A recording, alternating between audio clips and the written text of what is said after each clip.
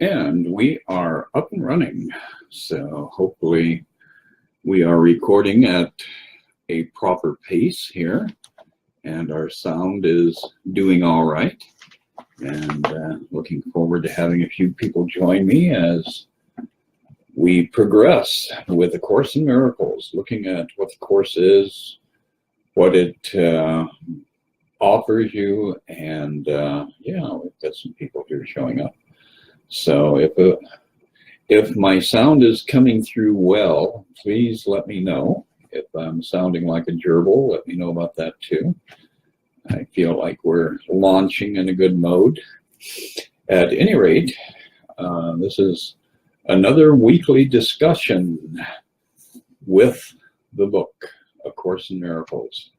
And tonight we are looking at lesson 31. And this is a very, very powerful lesson. It is one that I am very fond of. I think it's one that really shifts us.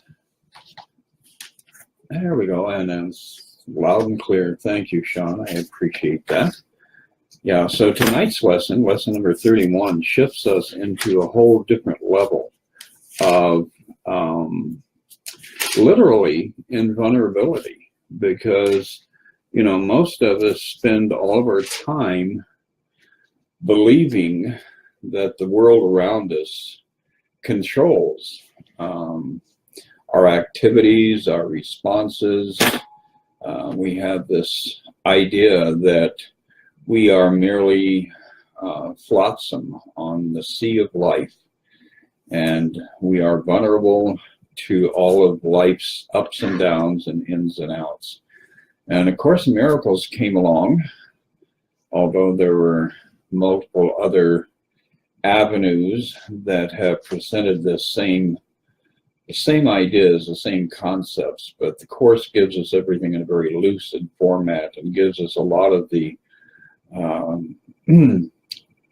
it helps us construct a platform so we can approach awakening in a much more lucid manner. You know, in the past, you had to have a guru, or you had to have a burning desire and the ability to pursue enlightenment through thousands, literally, of different disciplines. And some would kind of get you a minor lift, others would give you a major lift. But the truth is, the Course basically arrived on the scene at precisely the time when the collective, the larger group of us, were ready to take our next big step. So looking at lesson 31, it says, I am not the victim of the world I see.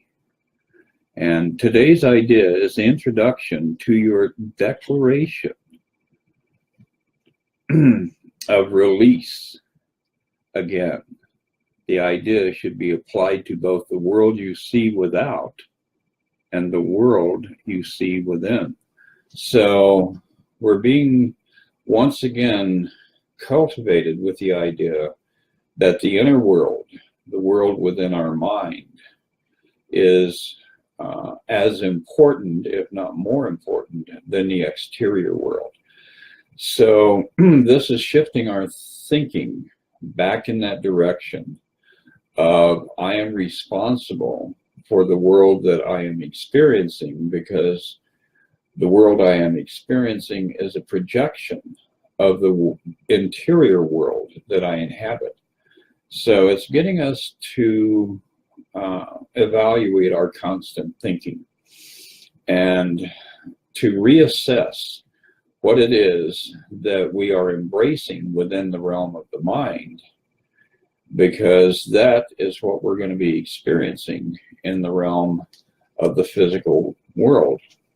And really it's loosening up our ego's desire to keep us in a state of victimhood.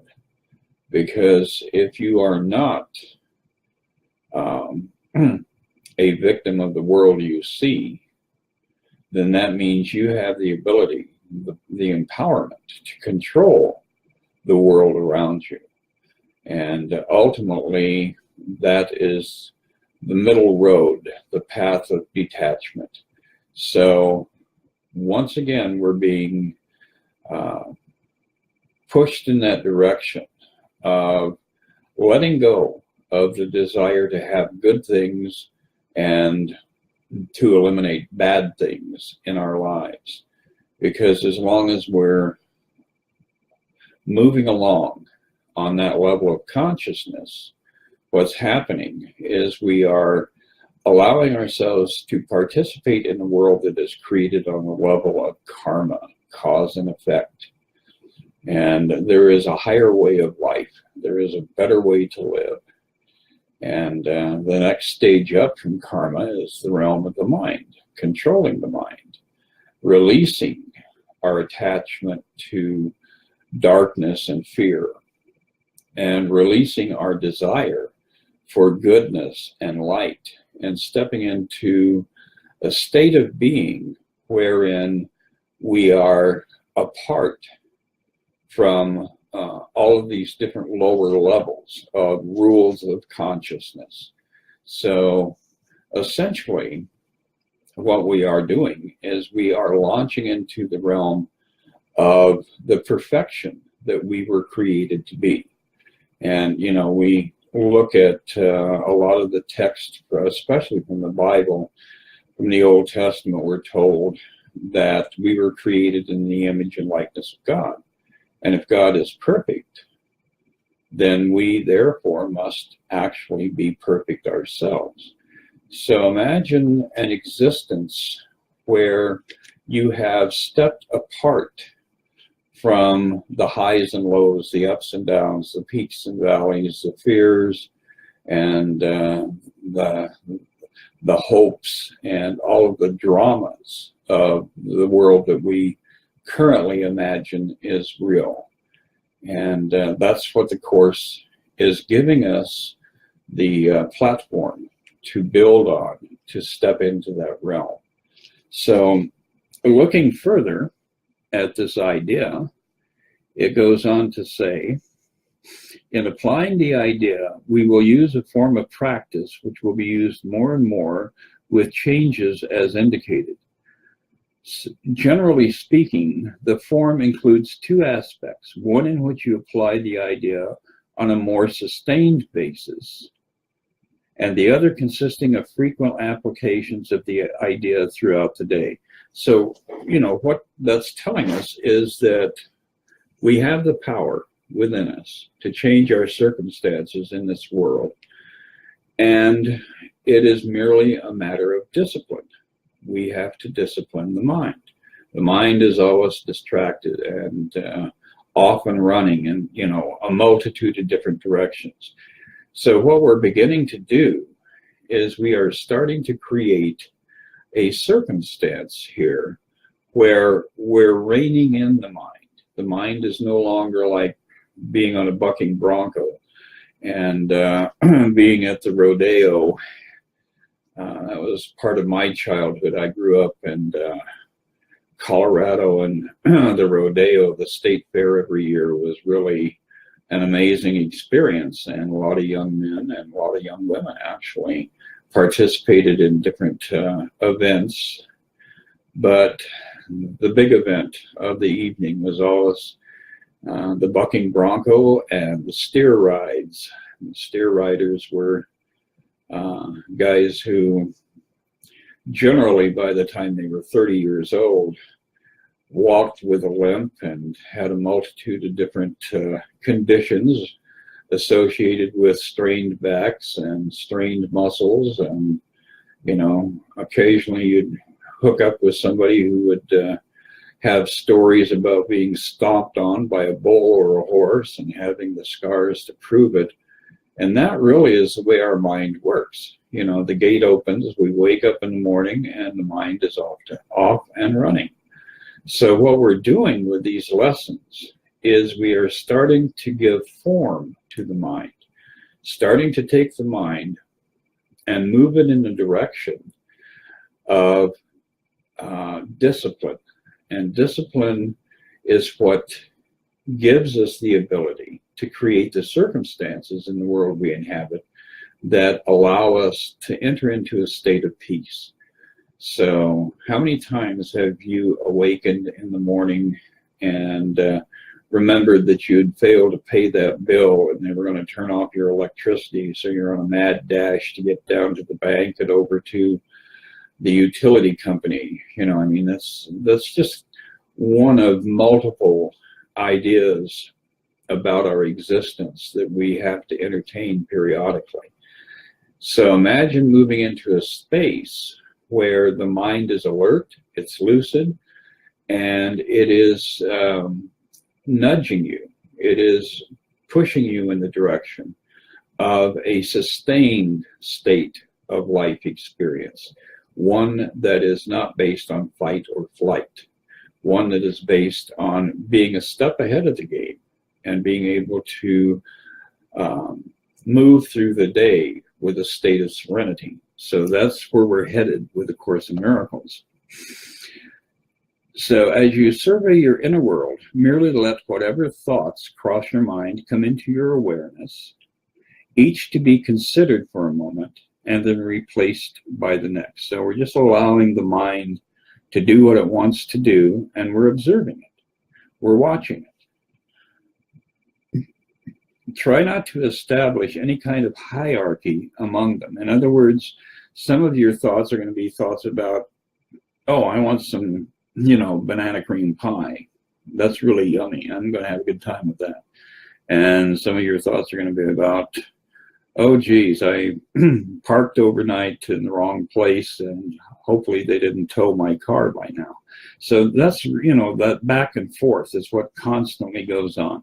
That's what we're going to begin to address with A Course in Miracles. It says, watch them come and go so dispassionately or as dispassionately as possible. So don't fill them with emotions. As mind brings up these thoughts, just look at them, observe them. Do not dwell on any one in particular, but try to let the stream move on evenly and calmly without any special investment on your part. As you sit and quietly watch your thought, repeat today's idea to yourself as often as you care to, but with no sense of hurry. So what we're doing is we're stepping into a place of just relaxed self-observation, observing what the mind is doing. And again, as these different thoughts arise, we do this little affirmation: I am not a victim of the world I see. So we're training the mind to recognize that none of the things that it is obsessing about have any power over us. And that's the key to the beginnings of the first stages of becoming fully awake. And that's how we're stepping out of that idea of karma, because basically we create karma by action and reaction. So if we're looking at everything with this serenity, with this detachment, all of a sudden we're no longer putting that charge into circumstances in our lives. We're no longer creating the attachments that create karma. So, and obviously these ideas are not going to work if you're sitting around consistently thinking about, killing your neighbor's dog or something like that.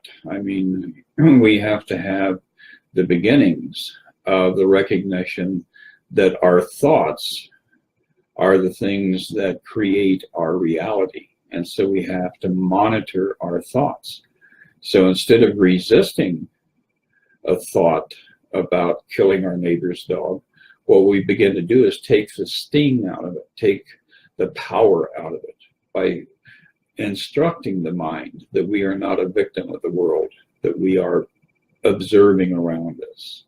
So this is a very, very powerful and important plateau that we arrive at as we're doing the daily lessons. For those of you who might have started doing the lessons on the 1st of January, you would be up to this point today.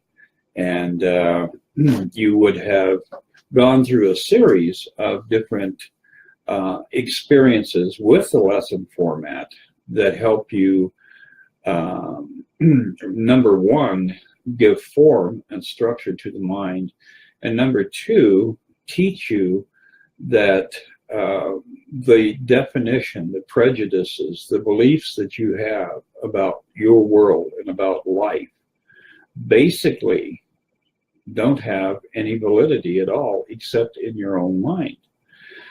So what does that mean?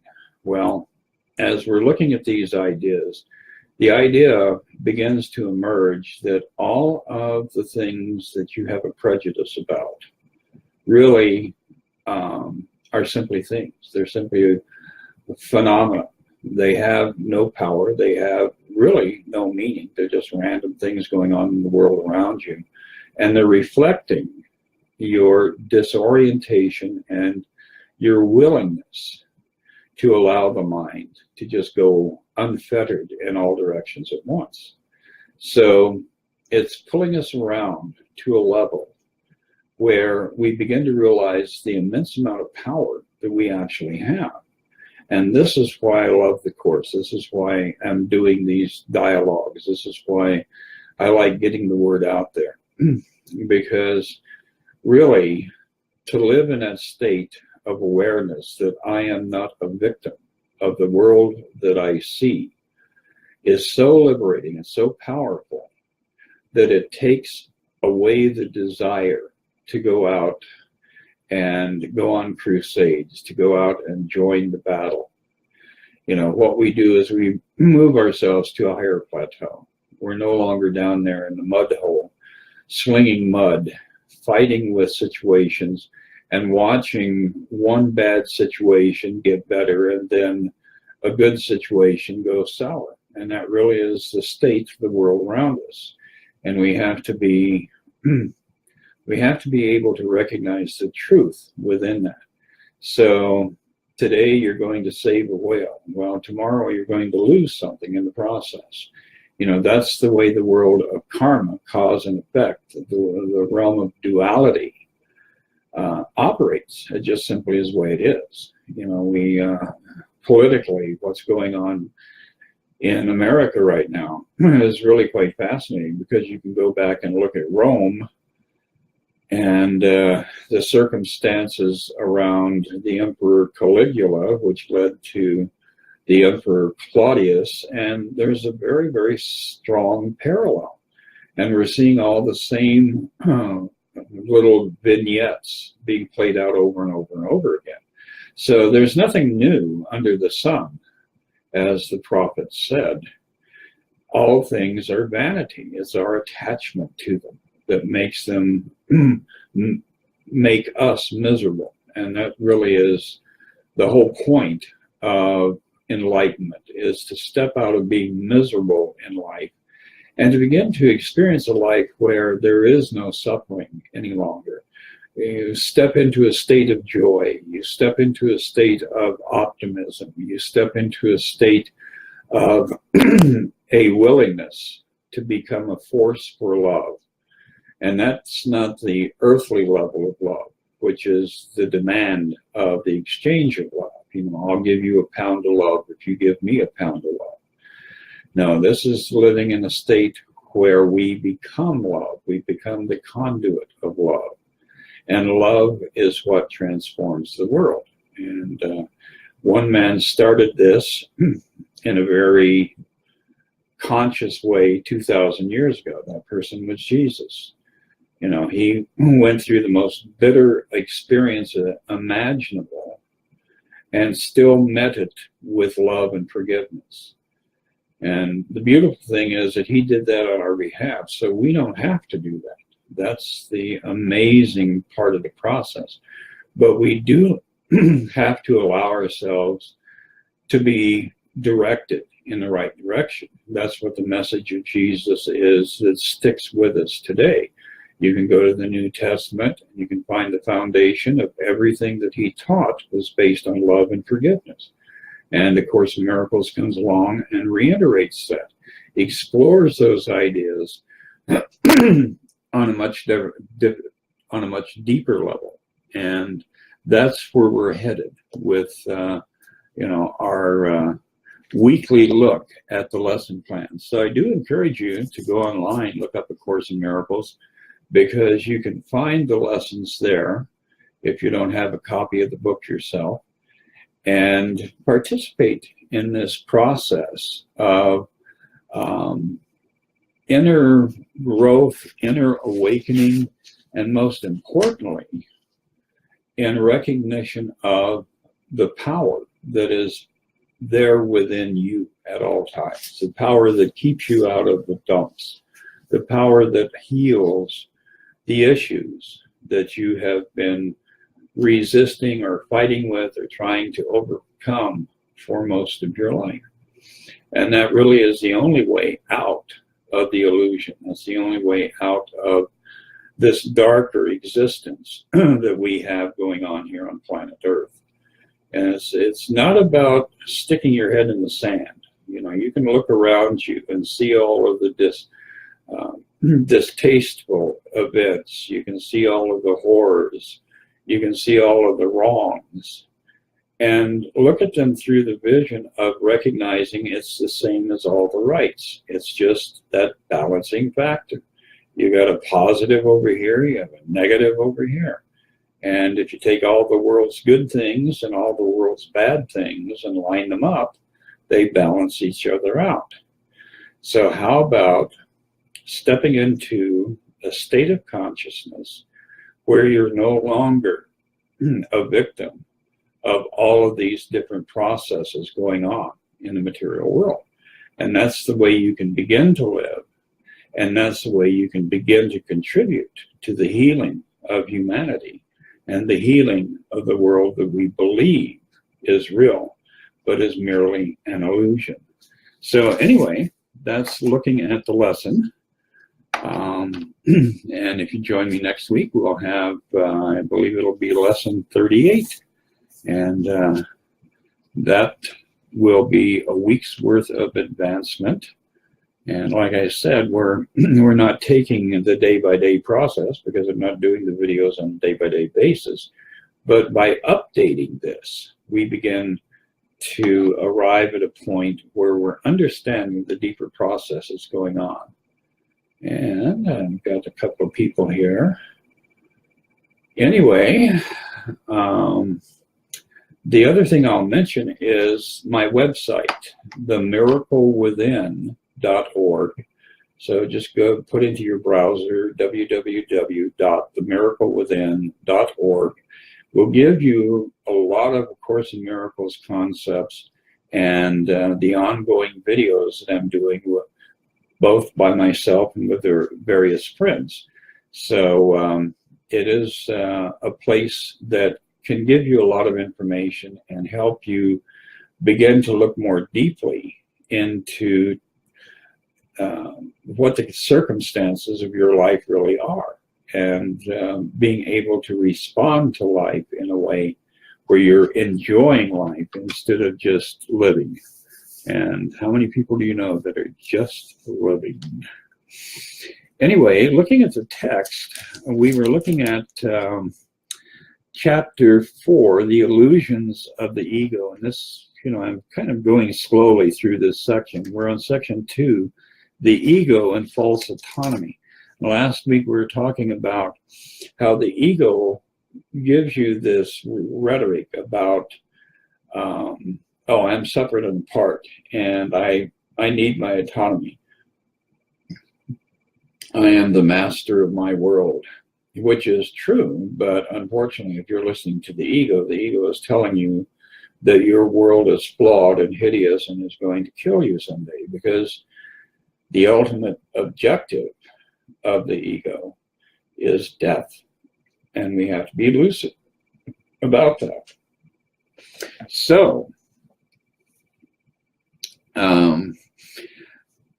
Basically, what the Course gives us is the idea that when we're working on resolving things from any level apart from the level of mind, we're utilizing what the Course refers to as magic. And magic solves the situation for the moment, but it doesn't resolve the situation in the realm of mind.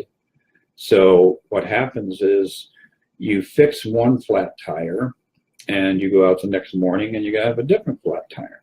And that's the way this process of using the material world to fix the material world operates. So what we're beginning to do is to lift our vision to that region where we can experience the material world through the sensory experience. You know, we can smell it, we can taste it, we can touch it, we can hear it, we can feel it. But we can also know that that's simply an illusion that our mind is projecting around us. So when we get caught up in trying to do damage control, then we're working on that lower level. And like I said before, it's just going to, one day's accomplishment opens up the following day to, you know, crashing into a tree again. And what we want to do is learn how to allow things to evolve and to allow things to be healed by the power and the process that goes on within us, the power of God. So in this next little section here that I've been looking at, we have myths and magic are closely associated, since myths are usually related to ego origins, and magic to the powers the ego ascribes to itself. Mythological systems generally include some account of the creation and associate this with its particular form of magic.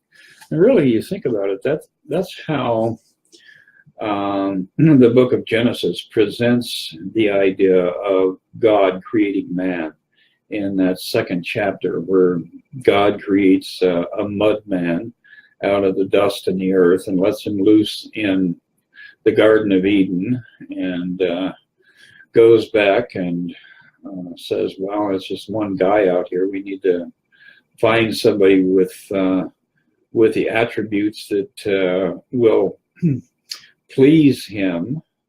So he takes a rib out when Adam is sleeping and creates a woman. So now we have a mud man and a mud woman. And he tells him, you know, here's all this beauty, all this wonder. Enjoy it, but don't eat of the tree or don't eat of the fruit of the tree of good and evil. And what is that? That's duality. See? And of course, man is inclined to listen to the serpent.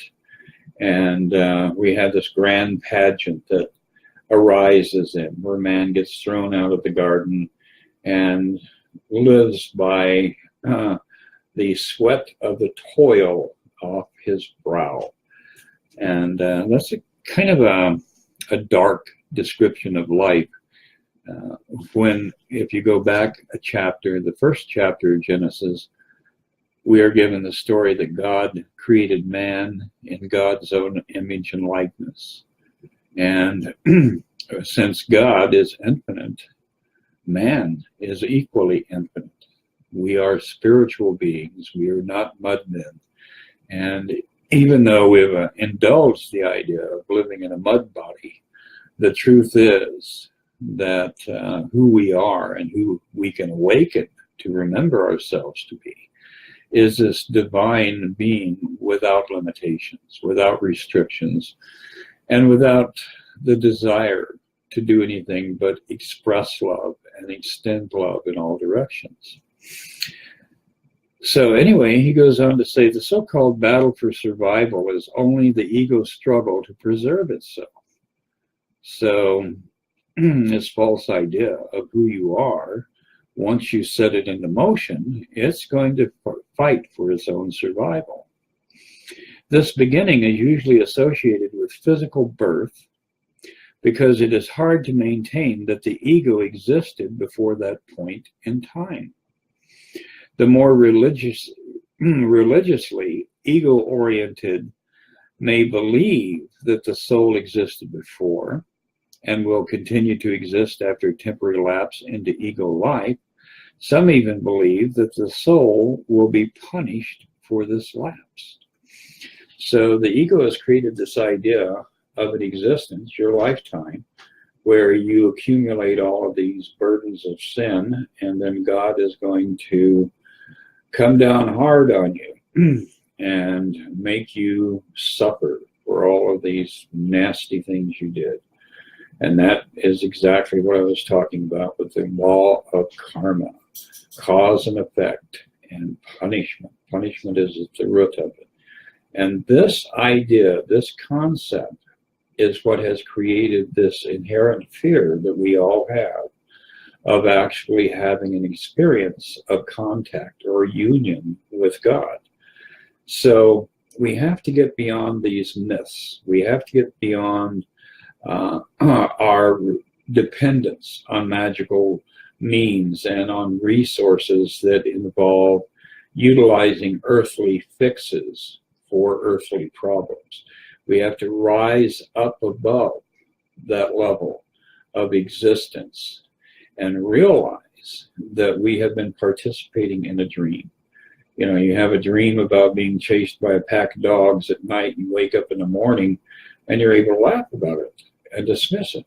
And generally, most people, within an hour or two after they awaken, completely forget their dreams. And that's what this realm is all about, is learning how to forget this dream of separation and get beyond this litany of fear that the ego is constantly presenting to us about how we will be punished by God.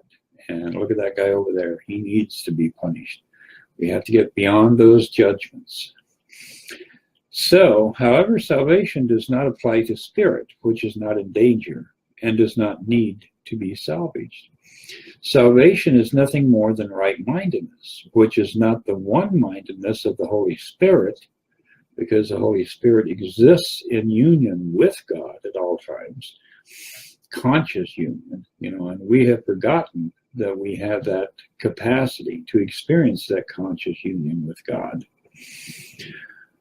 but which must be achieved before one-mindedness is restored. So we have to arrive at a place where we're working on the level of right-mindedness before the door will open and we can step into that next level of one-mindedness with our Creator. And that's, the direction that we're all headed. It looks like we're about 34 minutes expired here. I hope you enjoyed this evening's discussion. The website address, once again, is www.themiraclewithin, all one word, .org. And my personal website, if you're interested in who I am and how I arrived here, is www.onefeather, ONEFEATHER, journal, JOURNAL.com. And that's all one word also. So multiple ways to gain access to my teachings, my observations, and the direction that I'm headed. And definitely stay tuned to me, friend me on Facebook if we're not already friends. And we'll reconvene in 1 week and see how much further down the road we can evolve. And once again, you can find the entire book, A Course in Miracles, online. It is, what is it? It is ACIM now. And basically that's A Course in Miracles now.com. So go online, check it out, have some fun with it. Get out there, have a fabulous week, lighten up, enjoy the process of life that is unfolding within you, because that really is what it is. You know, as Jesus over and over again reminded us, God is life. So the fact that you have life is the validation that you have God. You and the Father are one. Get out there, share love, pass love around, and we will chat in 1 week. Bye now.